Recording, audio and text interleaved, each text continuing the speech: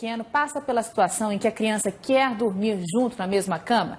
Daqui a pouquinho vamos conversar com a psicóloga Rosilene Gesuato sobre esse comportamento e as consequências dele. Mas antes, conheça 3 famílias. A primeira é a do Murilo. Olha só que bonitinho. Desde 1 mês de idade, ele dorme sozinho no bercinho em quarto separado dos pais. Para os pais, dessa forma, ele está seguro e dá tranquilidade. Diferentemente de outros 2 casos que a gente vai ver agora. Vamos ver. Nos primeiros dias de vida, Miguel já dormia no quarto da mãe.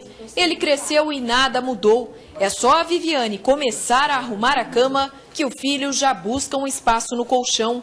As tentativas de fazer com que Miguel durma separado sempre dão errado. Coloco ele na cama, ele dorme um pouquinho, acorda, já me procura. Se ele não me vê, ele começa a chorar. Ou ele pula para minha cama. Sei lá, é uma proteção, assim, você quer proteger demais e acaba, mas eu sei que não pode. Proteção em excesso pode mesmo não ser bom para os filhos. O risco de se tornarem adultos inseguros é maior, dizem os psicólogos. A Rosana até já ouviu falar disso, mas como a casa tem poucos quartos, 2 dos 4 filhos dormem com ela e o marido. Só quando a reforma terminar é que o casal vai voltar a dormir sozinho. Já tem um quarto começado no fundo, né? Terminar, vou passar os maiores para lá e vai sobrar um quarto para me passar eles 2 para o quarto.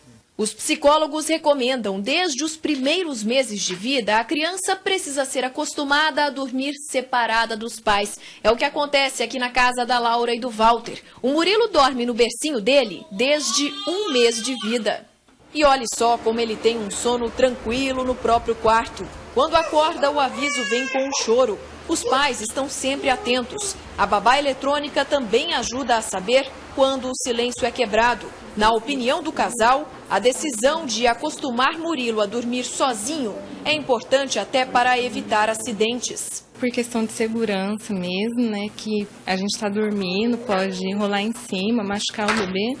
E também por questão de privacidade, né, do casal, o momento que a gente tem que conversar, né, para ficar junto, que é a hora de dormir mesmo. Você escuta o choro, dá vontade de ir lá buscar, trazer para dentro do quarto. Às vezes você pega um pouquinho, traz, mas você tem que ser firme, tem que ser forte e falar não. Ele, desde novinho, ele tem que acostumar no quartinho dele, que ali ele já sabe que aquele é o cantinho dele, né? E aqui no estúdio eu converso agora com a psicóloga Rosilene Gesuato, terapeuta familiar. Boa tarde, Rosilene. Boa tarde. A gente viu o depoimento do pai do Murilo, né? Pode não soar muito bem aos ouvidos dos pais ser firme com uma criança de apenas alguns meses de vida. Mas é essa orientação mesmo? Tem que ser decidido, firme, até com o bebezinho?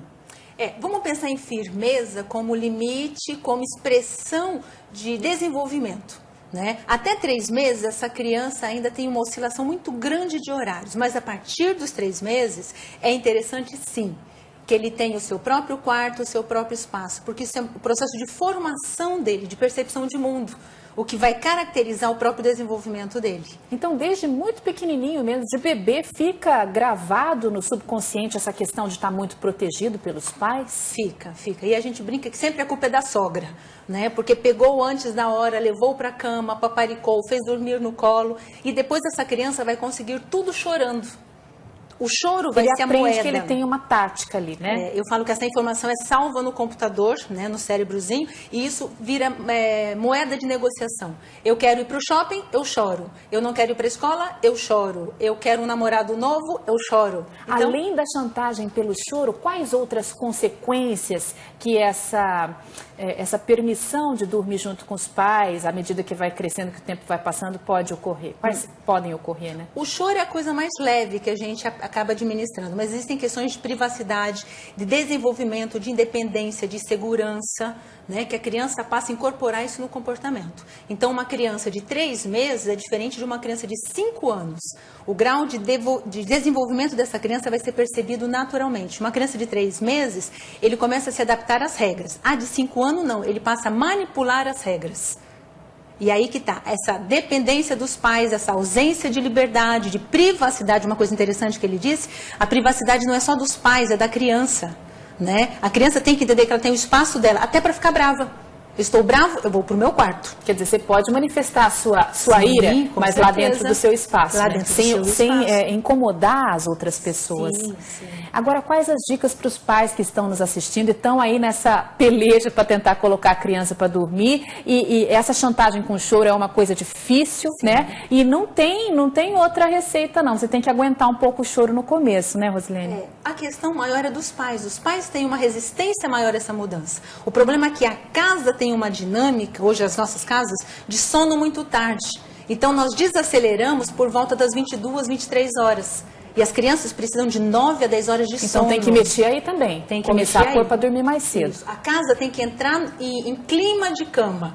Então, existe o trabalho antes do sono. Banho, comida, conversa, desligar, não joga, não toma mais chá, não toma café, não toma chocolate. Então a gente vai desacelerando. Então antes de dormir, aí tem o ritual do dormir. Vamos escovar dente, colocar pijama, arrumar a nossa cama, conversar sobre o dia, fazer a oração, né? Você faz todo o processo, é o ritual de dormir. Então antes, durante o processo e depois. Apagamos as luzes, boa noite, amanhã a gente conversa mais. Chorou, eu volto, não acendo mais a luz. Eu converso e digo, mamãe está aqui. Nós estamos tirando casos de terror noturno, de patologias. Né? Nós estamos citando apenas casos de manha, de dominação, de manipulação. Existem casos que as crianças realmente estão com dificuldades. Isso que eu ia perguntar. E quando o medo entra nessa história? A criança já é maiorzinha, 8, 9 anos, e se nega a mudar para o quarto dela porque diz que está com medo de alguma coisa, do bicho-papão, dos monstros. Então a gente tem que entender o seguinte, até 3, 4 anos a criança está administrando esse processo de independência de dormir sozinho. Depois dos 3 ao 4 anos, a gente começa a dar atenção a esses medos, a esses sustos, a esses gritos. Né? Aí precisa analisar isso. Aí precisa analisar. Mas assim, a referência até 2, 3 anos é que ele durma de 6 a 10 horas ininterruptas. Se está tendo intervalos neste sono, alguma coisa está acontecendo. Né? Então a gente tem que ficar muito atento. O problema é que as crianças andam muito aceleradas, jogam videogame o tempo todo, assistem televisão, jogos, brincadeiras, até na hora de dormir. O cérebro demora para desligar, né? As crianças, ou nós adultos também, levamos de 10 a 40 minutos para descansar, relaxar e começar a dormir. Então, se eu desacelero exatamente na hora de ir para a cama, eu vou dormir 1h da manhã. Né? Então, a dica para os pais é assim, a criança tem que ter uma rotina para comer, para dormir. Dormir é necessidade básica também. Ela não vai passar sono durante o dia, mas ela vai ficar irritada, vai ter problema de desenvolvimento, de crescimento, o hormônio do crescimento é liberado durante o sono, relacionamento, né? E sem contar com um grau de dependência desses pais. O pai vira sinônimo de travesseiro, eu só durmo com o meu pai. Aí fica complicado. Né? Aí restringe a vida dessa criança. Tá certo, Rosilene. Obrigada pelas informações. Boa tarde para você.